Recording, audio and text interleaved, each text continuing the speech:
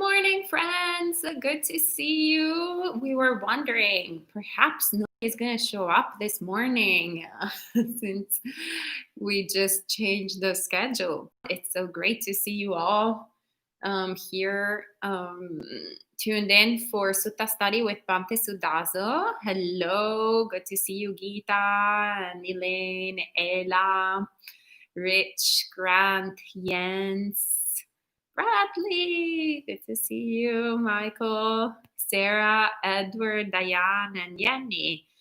Bhante said right before the live stream, I missed Bradley, but Bradley now is here. And today we will be studying the Mahākoṭṭhita Sutta, Majjhima Nikaya 43, and you can find the link on the live chat. All right, so I'll pass it on to Bhante.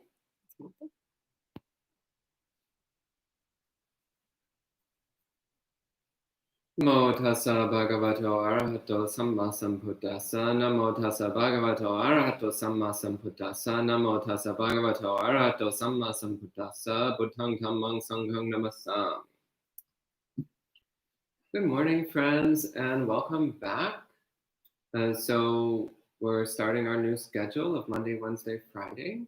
No, Wednesday, Thursday, Friday. Oops. Wednesday, Thursday, Friday. So I'm happy to hear so many friends joining in for more sutta study with us. So as mentioned, today we'll be looking at the first half of the Mahākoṭṭhita Sutta, so Majjhima Nikaya number 43. So this takes the form of a series of questions asked to Venerable Sāriputta by Venerable Mahākoṭṭhita. And Venerable Mahākoṭṭhita himself was a very wise disciple of the Buddha who was particularly good at analyzing questions, at analyzing short statements. So Mahākoṭṭhita was also an arhat. So this conversation between Venerable Mahākoṭṭhita and Venerable Sāriputta, one theory is that this was a conversation that the two put on for the sake of teaching the others who were present. So one theory is that it's not that Venerable Mahākoṭṭhita was asking Venerable Sāriputta questions for his own sake, but rather because he wanted to get Sāriputta to explain these points for the benefit of the other people who were present. So as usual, I'll read through the sutta and periodically I'll stop and give some explanations. And then about halfway through, we'll switch to Q&A. So you can ask questions about the greater series of questions. And we'll see how far that goes.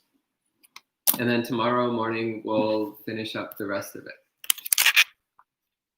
So the sutta begins, thus have I heard.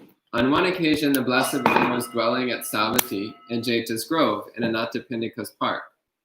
Then in the evening, Venerable Mahākoṭṭhita emerged from seclusion, approached Venerable Sāriputta, and conversed with him. When the appropriate polite conversation was completed, he sat to one side. When he was seated to one side, Venerable Mahākoṭṭhita said to Venerable Sāriputta, Venerable, it is said, foolish, foolish. Venerable, why is one called foolish? So the word foolish, by the way, is duppanya. So the prefix du means bad or not good, insufficient, lacking, difficult. So duppanya means somebody who has bad panya, bad wisdom. So translated here as foolish. And Sāriputta answers, one does not understand. One does not understand. Therefore, Venerable, one is called foolish. And what does one not understand? One does not understand suffering, the origin of suffering, the cessation of suffering, and the path of practice which leads to the cessation of suffering. One does not understand. One does not understand. Therefore, Venerable, one is called foolish. It's a very short answer. What defines a foolish person? It's somebody who doesn't understand the Four Noble Truths. So this is an important point. So it's not understanding our experience of discomfort, discontent, dissatisfaction, and suffering, so all the different forms of dukkha. It's not understanding what's causing our dukkha. So this is very common. So for example, earlier someone was telling me about their brother and how their brother is experiencing a lot of dukkha, experiencing a lot of suffering and turmoil and internal distress. But he doesn't understand why. He doesn't understand that he's doing it to himself.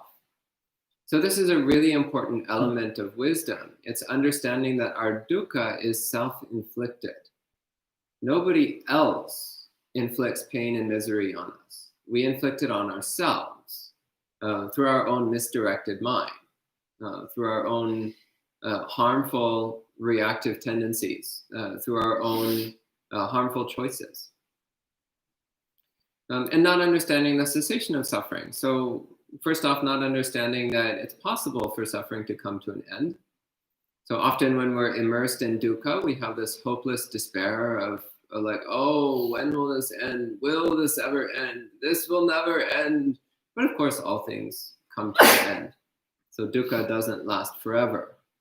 No matter how unpleasant or uncomfortable it is, it always comes to an end. And in fact, when we pay close attention, we can recognize that it's changing moment by moment, which means it's technically ceasing every moment. So you can also start to pay attention to the moment-by-moment cessation of dukkha. So this is a rather subtle approach. Anytime we're immersed in dukkha, this is a rather subtle approach to starting to get through it, is pay very close attention to the feeling of dukkha and notice that every moment the feeling of dukkha comes to an end and is replaced with another feeling.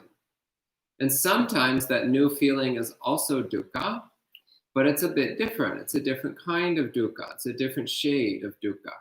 Maybe very similar, but still nonetheless different.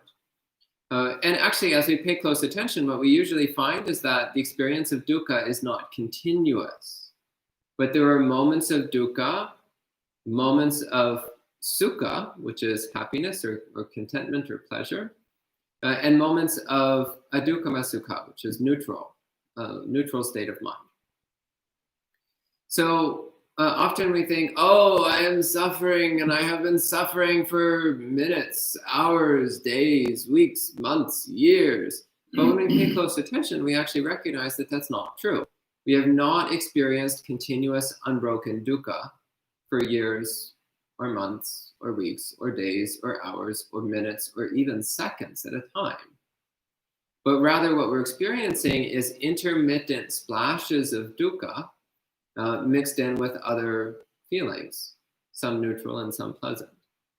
So when we pay close attention to our moment-by-moment experience, we do not find a continuous unbroken string of dukkha. Even in the worst of times, that's not what we find. What we find is splashes of dukkha mixed in with splashes of neutral and splashes of pleasure. So this also is a form of recognizing the cessation of dukkha. It's recognizing that the string of experiences is not a continuous unbroken thread of dukkha. It's not a continuous unbroken thread of painful or unpleasant experiences. And another aspect of recognizing the cessation of dukkha is recognizing when we let go of the causes of dukkha, then the dukkha also ceases. And this is more when we get into a deeper understanding of Buddhist practice, is when we notice dukkha happening and we recognize its source. We recognize that the source of that dukkha is our desire, our attachment, our aversion, our resistance, our reactivity, our ignorance, our confusion. And as we let go of those causes, then the corresponding feeling of dukkha fades away. So this is recognizing that the cessation of the cause, namely desire and delusion, then leads to the cessation of the effect, that is the cessation of dukkha. And the path of practice which leads to the cessation of suffering is the cultivation of sila, samadhi, and panya, of virtue, mental unification, and wisdom. So the sutta continues. Excellent, Venerable. So that's sadhu. So it says sadhu, Venerable. And Venerable Mahākoṭṭhita delighted and rejoiced in Venerable Sāriputta's statements. Then asked him a further question. Venerable, it is said, wise, wise. Venerable, why is one called wise? So the Pali word here is panyava. So panyava means a person who possesses wisdom.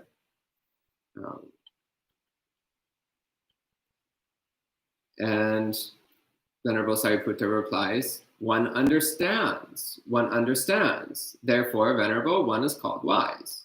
And what does one understand? One understands suffering, the origin of suffering, the cessation of suffering, and the path of practice which leads to the cessation of suffering. One understands, therefore, Venerable, one is called wise. In other words, what does it mean to be wise? What does it mean to be a person who has panya, who has this deep power of clear discernment, deep wisdom, profound understanding? It's knowing the Four Noble Truths. And knowing it not just as an intellectual thing, not just as a doctrinal category, but knowing the Four Noble Truths as a direct lived experience moment by moment. That's what defines a wise person. So the Buddha said that the Four Noble Truths encompass every single teaching that he ever gave. And every single teaching that he ever gave is included within the Four Noble Truths. So it's really important not to overlook the Four Noble Truths, but to constantly reflect on them. Every single moment, look for the experience of the Four Noble Truths right in that moment. This is what brings wisdom. This is what defines a wise person. There was a really lovely incident which both Ayasoma and I refer to fairly often. So Venerable Robina Cortin, so a senior bhikkhuni from the Vajrayana tradition. I think is she Gelug or Kagyu? Gelug. Gelug, from the Gelug tradition. She's given some Dhamma talks with us before. And on one of those occasions, she was talking about the Four Noble Truths. And then during the Q&A session, somebody in the audience was like, this is all well and good, but when are you going to teach us something more advanced? And she was like, what? More advanced? This is the advanced material. So it's really important to keep in mind, the Four Noble Truths are not beginner material. They're advanced material. They're also beginner material. They're also intermediate material. And they're also advanced material. So the Four Noble Truths actually are the critical structure of the Buddha's teachings. They run through from the beginning to the end. I think it was Ayapanyavati who said that the Four Noble Truths are sometimes called the foundation of Buddhism, but that's not correct. They're more like the support struts that run through the entire building, from the base of the foundation all the way to the top. They're these powerful pillars that hold up the entire structure of Buddhism. So it's true that they're part of the foundation, but they're part of the entire structure. And they're what gives the entire structure its strength, its durability, and its stability. And actually just deeply contemplating the Four Noble Truths is enough to attain full enlightenment. So these are, once again, not something to be brushed aside lightly, but something to reflect on. If you think you understand the Four Noble Truths, but you're not fully enlightened, then you don't fully understand the Four Noble Truths yet, which means there's more contemplation to be done. So I think it's very, very significant that this sutta begins with this emphasis on the Four Noble Truths. So next question, Venerable Mahākoṭṭhita asks, Venerable, it is said, consciousness, consciousness. Venerable, why is it called consciousness? And Sāriputta replies, one cognizes, one cognizes. Therefore, Venerable, it is called consciousness. And what does one cognize? One cognizes pleasant, unpleasant, and neither pleasant nor unpleasant. One cognizes, one cognizes. Therefore, Venerable, it is called consciousness. So this is an interesting and somewhat rare definition of consciousness. So consciousness is vijnana, and the verb cognizes is vijanati. And these words are cognate with each other. They have the same root, though that's not immediately apparent if one doesn't have some understanding of Pali roots. But it's basically, vijanati is the verb form of vijnana, which is a noun. But he's defining consciousness as being aware of pleasant, unpleasant, and neutral, which is not how we normally define consciousness. Normally, consciousness is defined in terms of the six senses. So it's interesting that here it's defined in terms of being aware of pleasant, unpleasant, and neutral. So having this clear awareness of the reactive tone of our experience, this clear awareness of the experience of pleasant, unpleasant, and neutral. Then Venerable Mahākoṭṭhita asks, Venerable, regarding wisdom and consciousness, are these phenomena separate or conjoined? Is it possible to distinguish these phenomena in order to describe what makes them different? In other words, he's saying, what's the difference between wisdom and consciousness? Is there a difference? What's the relationship between these two things? And Sāriputta replies, Venerable, regarding wisdom and consciousness, these phenomena are conjoined, not separate. It is not possible to distinguish these phenomena in order to describe what makes them different. Venerable, what one understands, one cognizes. What one cognizes, one understands. Therefore, these phenomena are conjoined, not separate. It is not possible to distinguish these phenomena in order to describe what makes them different. And Mahākoṭṭhita asks a follow-up question. He says, Venerable, regarding wisdom and consciousness, what is the difference between these phenomena which are conjoined and not separate? In other words, if these things are conjoined, how can we define them differently? What makes them different from each other? If they're not separable from each other, what makes them different? And he answers, Venerable, regarding wisdom and consciousness, the difference between these phenomena which are conjoined and not separate is that wisdom is to be developed, whereas consciousness is to be completely understood.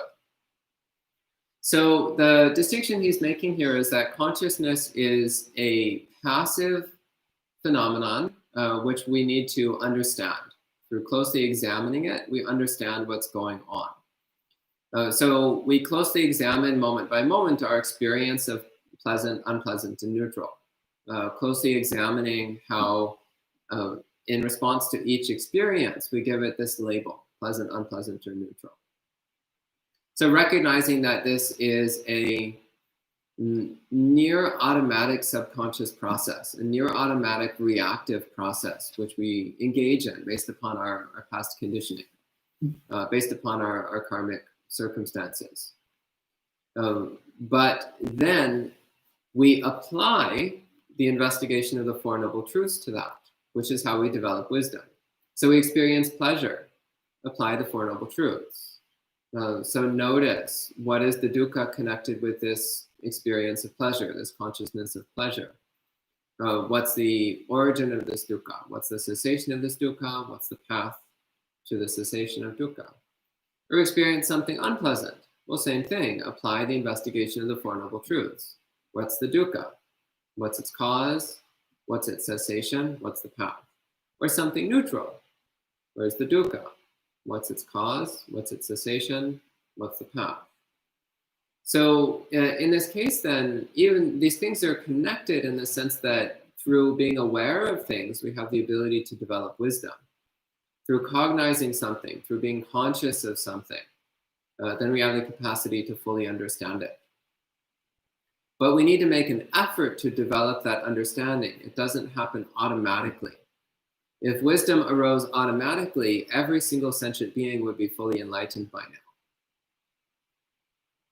Because enlightened beings are rare, Therefore, it is something that needs to be done. It's something that needs to be intentionally cultivated. It doesn't just happen automatically. And this is an important statement because there was a common belief at that time in place. So ancient India, there was a common belief that if you just keep living enough lives, just keep living life after life after life, then eventually you will just automatically attain enlightenment. It might take a few 100 million eons, but just be patient. Eventually you'll get there. And you still find this attitude in some New Age circles today. So some people think that, well, you're here in human life because there's some lesson that you will learn from being a human. And once you've learned all the lessons, then you'll ascend to a higher plane of consciousness and so on. The Buddha is quite clear. No, it doesn't work that way. Wisdom does not arise automatically. It has to be intentionally developed. You have to make a conscious, purposeful effort to develop wisdom. So just experiencing pleasant, unpleasant, and neutral is not enough to develop wisdom. One needs to make an effort to apply the investigation of the Four Noble Truths for wisdom to arise. Then the next question, Mahākoṭṭhita asks, Venerable, it is said, feeling. Venerable, why is it called feeling? The Pali word here is Vedana. And he replies, one feels. Therefore, Venerable, it is called feeling. The Pali word is Vedati. So once again, this is a verb form of the word Vedana. And what does one feel? One feels pleasant, unpleasant, and neither pleasant nor unpleasant. One feels, therefore, Venerable, it is called feeling. So defining it in a standard way, so pleasant, unpleasant, and neutral is Vedana. Then Koṭṭhita asks, Venerable, it is said recognition. That's sanya.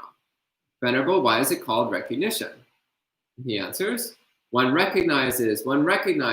Therefore, Venerable, it is called recognition. And what does one recognize? One recognizes blue, yellow, red, and white. One recognizes. Therefore, Venerable, it is called recognition. Here again, we have a somewhat unusual definition of the word sanya. So sanya, it's commonly translated perception, but I prefer to use either recognition or identification. Because sanya is the process through which we give a label to our experiences. So starting from raw sensory data, we then process that raw sensory data and come up with some concept or idea about what we think we're perceiving, what we think we're sensing, what we think we're experiencing. And then we give a label, a name, an identity, a concept to that. So for example, some light comes in through your eyes, and initially it's just a jumbled mass of visual data. But then we sort it out and we think, oh, I am looking at a red cushion. So sanya is deciding that this jumbled mass of data is a red cushion. Or we think, oh, I see a white blanket. So sanya is saying that jumbled mass of visual data is a white blanket, and so on. So that's what Venerable Sāriputta is pointing to here. He's pointing to the fact that this mass of visual data comes in, and then we sort through it and decide that what we're seeing is a blue object or a yellow object or a red object or a white object. But that's something that we're adding. It's our attempt to filter and rewrite our experience in order to make sense out of it, in order to turn it into a mass of sankharas, to try to identify distinct objects within our visual field, in this case, or in any of our sensory fields. So this is projecting the appearance of distinct objects onto an otherwise undifferentiated field of sensory perception, sensory awareness. So then Venerable Koṭṭhita asks, regarding feeling, recognition, and consciousness, are these phenomena separate or conjoined? is it possible to distinguish these phenomena in order to describe what makes them different? So once again, an interesting question that he's asking here. Can these be spoken about? So Vedana, Sanya, and Vijnana. Can these be spoken about completely separately from each other? Or can we only talk about them in terms of their relationship to each other? Are they inseparably bound to each other, or are they completely separate, distinct things? And Venerable Sāriputta answers, Venerable, regarding feeling, recognition, and consciousness, these phenomena are conjoined, not separate. It is not possible to distinguish these phenomena in order to describe what makes them different. In other words, these are all part of one continuum. They're all part of one process of sifting through sensory data, sifting through our moment-by-moment experience of samsara. He says, Venerable, what one feels, one recognizes. What one recognizes, one cognizes. Therefore, these phenomena are conjoined, not separate. It is not possible to distinguish these phenomena in order to describe what makes them different. In other words, we have some sensory experience, and that sensory experience is pleasant, unpleasant, or neutral. We form some concept about what we think it is. So that's sanya, recognition. We form we project an idea of what it is, and cognizing it. So we form a mental image of whatever it is we think we're experiencing. We form an internal abstract world based upon the sensory data that we've received and processed and filtered according to our reactive tendencies.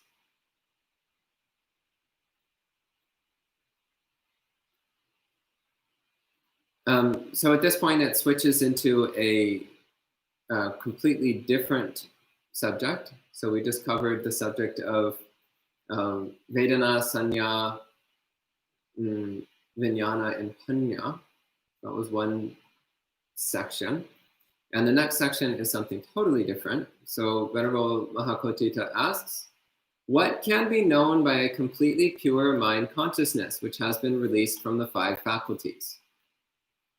So sudden topic shift. So the 5 faculties,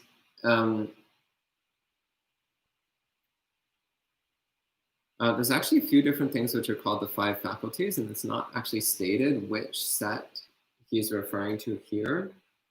So the 5 indriya, 5 faculties, this is probably what he's, the standard list that he's referring to. Sadindriyan, Satindriyan, Samatindriyan, Panindriyan, Pitindriyan. So mindfulness, Sadindriyan, faith, mindfulness, concentration, wisdom, and equanimity. So those are the 5 faculties, the 5 spiritual faculties. But the 5 indriya also refers to the 5 physical sense bases. So sight, sound, smell, taste, and touch. So it's not clear here which set he's referring to, but probably it's referring to the 5 physical senses, because he's talking here about mind consciousness released from the 5 faculties. So he's probably distinguishing then mind consciousness from the 5 physical senses, rather than separated from the 5 spiritual faculties. So that wouldn't make a whole lot of sense here. So here in this case, the 5 faculties probably refers to the 5 physical senses. So he says, Venerable, what can be known by a completely pure mind consciousness which has been released from the 5 faculties? So he's talking here about a mind-only deva. Or Ayasoma always gets this huge smile whenever I mention mind-only devas. However, mind-only devas are still part of samsara, which means they still experience dukkha, and their existence is limited, and we've had it before and it didn't make us happy. So it's not desirable. It's not to be sought out. It's not the solution to our problems. Also, there's no account I know of a mind-only deva attaining any stage of awakening, probably because they're completely self-absorbed in their own mind. and they're just blissed out, dwelling in their little abstract internal world until eventually it comes to an end and they're reborn in one of these chunky meat bags. And then they have to deal with all the dukkha of living in a meat bag. This bag of blood and bones that we, for some reason, think is who we are. So Venerable Sāriputta replies, Venerable, the completely pure mind consciousness which has been released from the 5 faculties can know the dimension of infinite space. With the thought, space is infinite. It can know the dimension of infinite consciousness. With the thought, consciousness is infinite. It can know the dimension of nothingness. With the thought, there is nothing. So these are the 3 kinds of mind-only devas, the 3 states of existence which a mind-only being can dwell within. So one of these 3.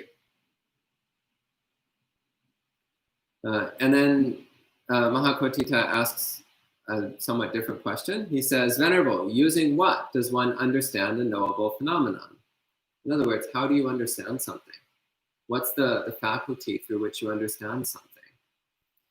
And Sāriputta replies, one understands a knowable phenomenon using the eye of wisdom. So in other words, it's not any of the sense faculties. We know things through the faculty of wisdom, which is not connected to any of the physical senses. And Mahākoṭṭhita asks, what is the purpose of wisdom? And Sāriputta replies, the purpose of wisdom is higher knowledge, complete knowledge, and letting go. So a very simple answer that he gives here. So abhinya, higher knowledge, harinya, complete knowledge, and pahana. Pahana means letting go, abandoning, discarding, casting aside. So it's letting go of sankharas, letting go of objects, letting go of separations, letting go of dukkha, ultimately. Because as the Buddha said, it's only dukkha that arises and only dukkha that ceases. So all we're letting go of is our dukkha. When we let go of sankharas, we're just letting go of dukkha. So I'll go through 1 or 2 more sections and then we'll switch to questions. I think 2 more sections because after that it gets into some other things which are better saved for tomorrow. So Mahākoṭṭhita asks, Venerable, how many conditions are there for the arising of right perspective? So right perspective is samma ditti, commonly translated right view, which is it's effectively synonymous with wisdom, effectively synonymous with panya, this direct understanding of the Four Noble Truths. It's also the foundation, once again, of Buddhist practice. So without right view, we can't practice correctly. And without practicing correctly, our view will always be distorted, skewed, incorrect. So these things go together. So Sāriputta answers, there are 2 conditions for the arising of right perspective, the voice of another and wise attention. Venerable, there are the 2 conditions for the arising of right perspective. So the voice of another, what that refers to is hearing teachings from another person. So you listen to a Dhamma talk, you read a book, you ask questions of a teacher, you hear what they say. And from hearing that, then you get the ability to see your life in a different way. So normally we see our lives through wrong view, miccha ditti, an incorrect perspective, which keeps us caught in dukkha, caught in delusion. But sometimes somebody will tell us something which is right view, right perspective, and by reflecting on it, then it can become our own experience. And the other source of right perspective is wise attention. So that means carefully paying attention to our experience without falling into our habitual distorted patterns. This is quite difficult without the help of another. It's quite difficult to just look at our experience and have transcendent wisdom arise. Because normally, we just revert to our delusional patterns. Normally, we just revert to our old mistaken, distorted perceptions. So it's very important to have the voice of another to support our practice of wise attention. Otherwise, again, the world would be filled with enlightened beings. If all you had to do was just look at your own experience, the world would be filled with enlightened beings. But instead, self-enlightened beings are extremely rare. Most enlightened beings get to be so by following the instructions of others.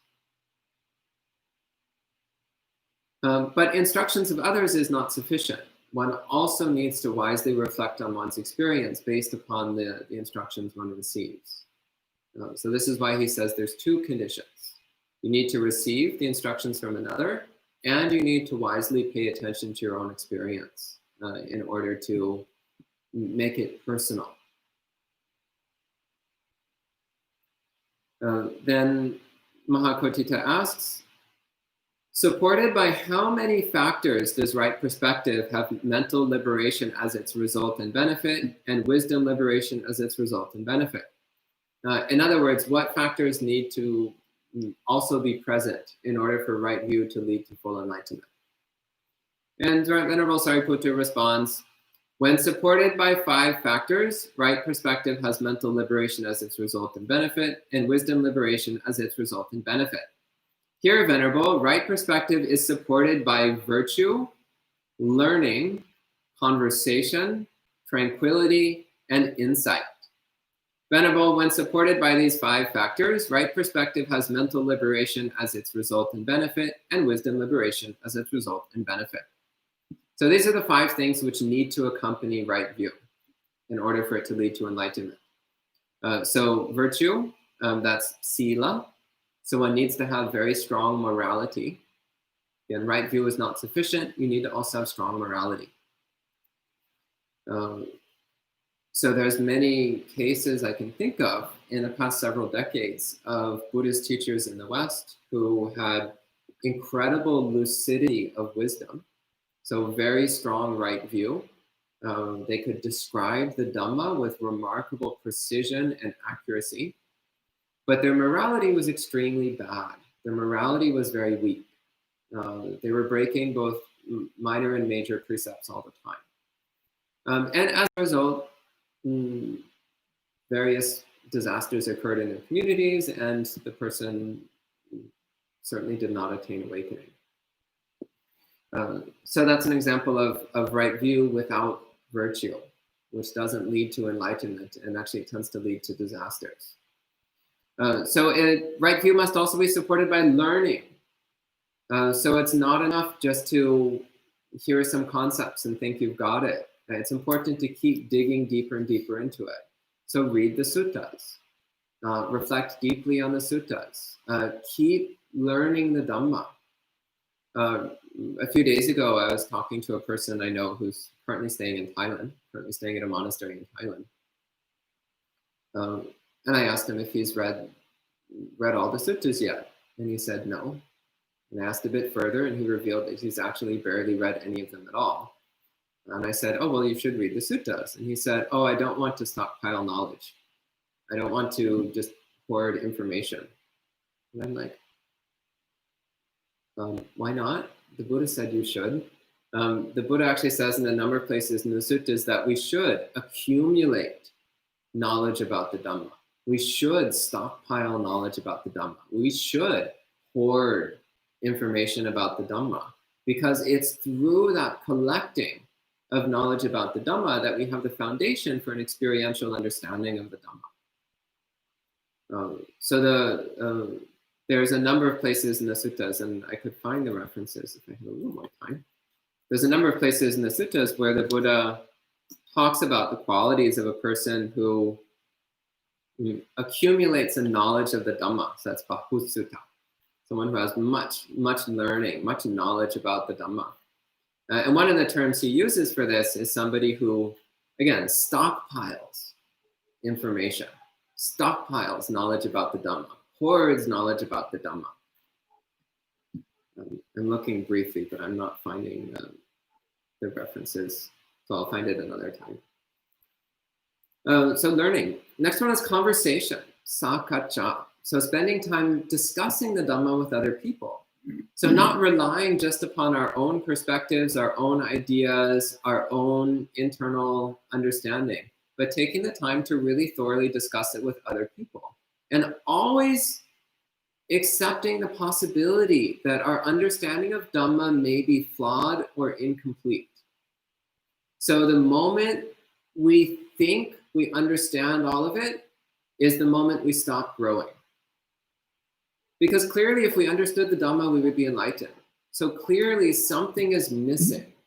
There's some flaw or distortion or something lacking in our understanding of the Dhamma. So converse with other people, especially with senior practitioners, especially with senior monastics.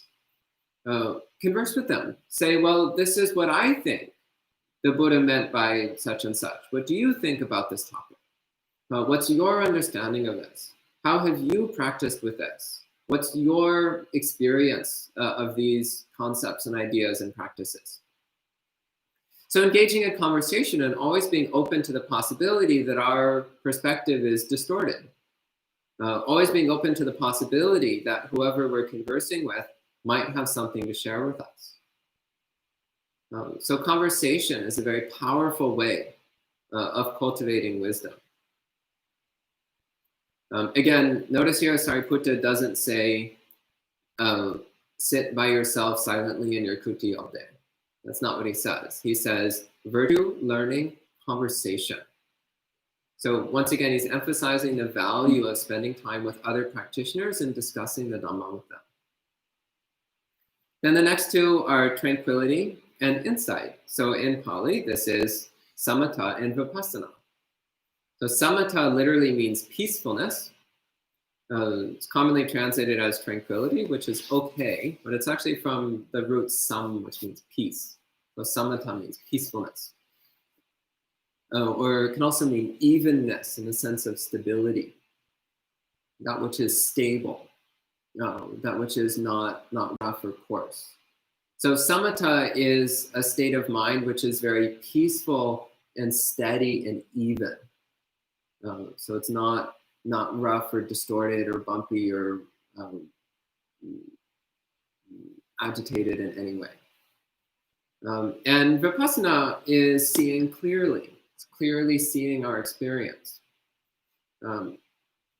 So this also leads to an interesting thing. I've encountered a handful of people who say that the Buddha never uses the word vipassana in the suttas, or that he uses the word vipassana very rarely. That's not true. The word vipassana appears hundreds of times in the suttas. So I don't know why people say it's not in here. It's in here. But it's usually paired with samatha. It's usually presented together. So one stabilizes and unifies and steadies and tranquilizes the mind, and one cultivates this clear, wise seeing of reality. But notice once again that these are combined with virtue, learning, and conversation. So it's not enough just to practice samatha and vipassana. One also needs to practice sila, morality. One also needs to accumulate a stockpile of knowledge, sutta. And one also needs to discuss the Dhamma with other people, sakacca, practicing Dhamma conversation with other people. So in the Zen tradition, they also call this Dharma Combat. So debating the Dhamma with other people. That's also an element in Vajrayana, so the practice of engaging in Dharma debates. So this actually quite fiery, enthusiastic approach of trying to investigate the Dhamma in a sharp, precise way. So it's not agreeing to disagree, it's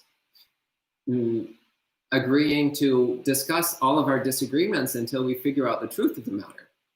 That's what's going on. It's not like, oh, you think there's rebirth and you think there's no rebirth. Agree to disagree. No. Discuss, investigate, consider, reflect. What is the Dhamma? There are not two Dhammas, there is one. There are not two right perspectives, there is one. So if there is a disagreement about Dhamma, somebody is wrong. Possibly both people, but definitely at least one of them is wrong. So it's time to discuss until you come to a conclusion about what the Dhamma actually is. or until you come to the conclusion that you have no clue, in which case it's time to read the suttas and consult with some senior monastics. So I just want to emphasize that. The phrase agree to disagree is not Buddhist. It is adhamma, wrong dhamma, micca ditti, wrong view. We do not agree to disagree. We agree to keep debating until we figure out the truth. That's what we agree. So one last section here, and then we'll switch to questions. Mahākoṭṭhita asks, Venerable, how many kinds of existence are there? And Venerable Sāriputta replies, Venerable, there are 3 kinds of existence: sensual existence, material existence, and immaterial existence. So that's the 3 main categories of states of being. So the sensual realms, which is the bottom 10, including the hell realms, the human realm, and the lower heaven realms. Then the material realm, which is sometimes called the subtle material realm or the fine material realm. So this is the Brahma worlds. And then the highest is the immaterial realms. So these are the mind-only realms where one has no body, only a mind. So it's this nice set, 3 sets of 10, or sorry, 3 sets of 10, that's correct. So the 10 central realms, the 10 fine material realms, and the 10 immaterial realms. Very neat and tidy. Then for no apparent reason, the commentaries invented a 31st realm and broke the symmetry. But the Buddha's description of the 30 realms of existence is nicely symmetrical. One of the things I like about the Buddha, he's very precise and neat and tidy and orderly in how he describes reality. So Mahākoṭṭhita asks, how does there come to be the production of renewed existence? In other words, what causes us to keep being born again and again and again in these different realms of being? What spurs us through cycles of rebirth after rebirth after rebirth? And Sāriputta answers, when beings who are obstructed by ignorance and bound by craving seek delight in various places, there is production of renewed existence. So I get a little sting when I read that. I'm like, ooh, oh, that's me. Oopsie.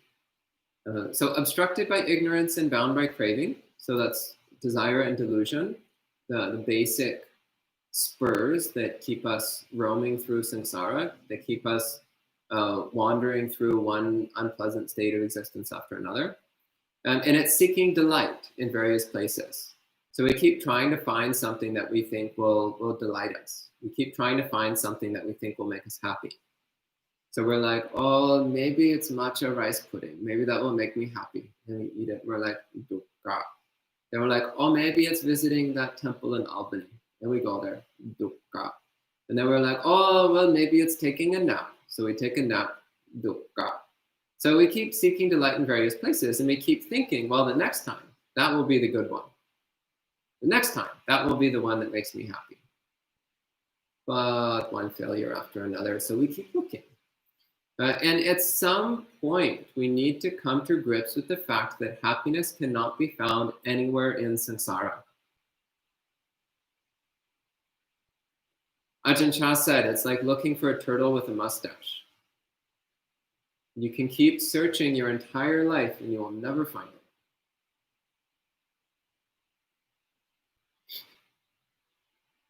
One of his quirky little similes, because when he says that, I immediately visualize a turtle with a mustache.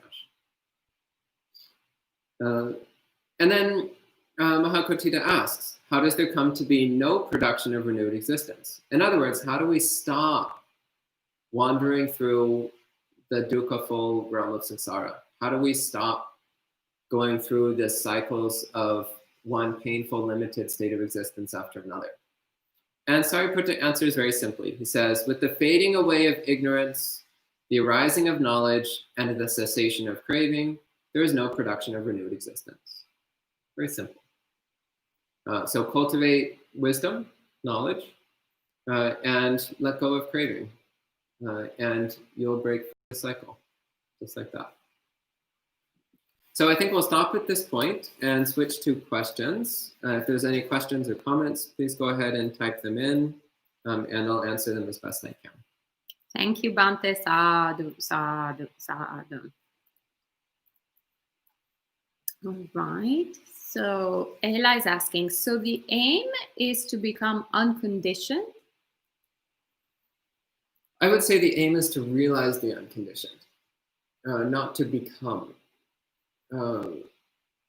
Because becoming is part of the conditioned realm. Becoming is a conditional phenomenon. So we're trying to get beyond becoming, let go of becoming. Becoming is part of the problem. So we're not trying to become unconditioned, we're trying to realize the unconditioned, which already pervades everything that is conditioned. It's already here, we're just not seeing it. We're kind of like a person who thinks we're blind, but actually we just have our eyes closed. All we have to do is just open our eyes. And we realize it's already been here all along, we just weren't seeing it. But as it turns out, opening our eyes is quite a bit more counterintuitive than we think. Okay? Right, and that was the only question so far, but there might be more popping up soon, hopefully.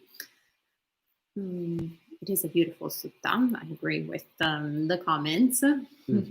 Yeah, this has always been one of my favorites. I know I say that like every time, but I mean it seriously. I really love this sutta. Yeah, it's also interesting too. Every time one reads the suttas, they have you have a different understanding of it. Because a lot of things are also coming in my mind to me. Is that it for the morning? Well, let's see. Let's give a few moments for people to make comments and questions.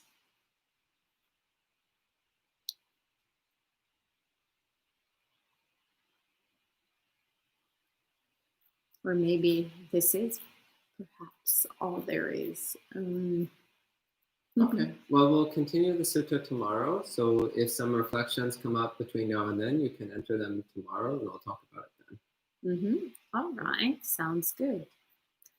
Well, thank you, Bhante. Sadhu, sadhu, sadhu. So we'll be meeting this evening again at 7:30 p.m. for chanting meditation and Dharma talk that I'm not sure who will be giving. It's a mystery. You will find out at 7:30 p.m. The mystery monk will be revealed then.